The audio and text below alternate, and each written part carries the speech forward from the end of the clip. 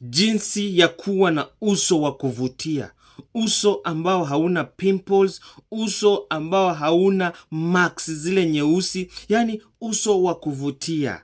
Kama unasumbuliwa na pimples kila wakati, umejaribu skincare routine, yani umejaribu kufanya uso wako urudi kama vile uso wa mtoto bila marks zozote, fuata hii video hadi mwisho.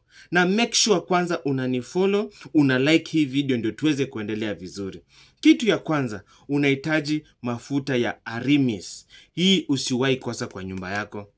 Now, hii mafuta inakuwa nzuri kwa sababu it's more love.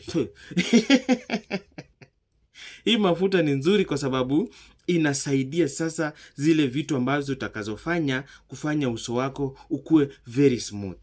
Kila asubuhi unapoamka, chukua hii mafuta, chukua kidogo, na usichukue mingi sana, kidogo tu, weka kwenye mkono, fanya hivi, sugua. Ukisha sugua, tema mate kwenye hiyo mkono,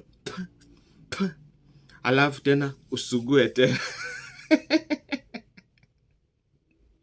Ukisha sugua, paka kwenye uso wako. Fanya hivyo for 21 days. Utapata uso wako unavutia na unafurahisha. After 21 days, tafuta kinyesi cha kuku. Ile ambayo tu ni moto. Yani ile tu yenye kuku imetoka tu kufanya mambo. Ikafanya nini? Ukaichukua, ukaipaka kwa mkono pia. And then, ndio sasa utaanza kutumia kama face mask. Tumia hicho kinyesi cha kuku kama face mask. Ikishamaliza, ikishakauka, enda osha uso wako na uso wako utafurahisha.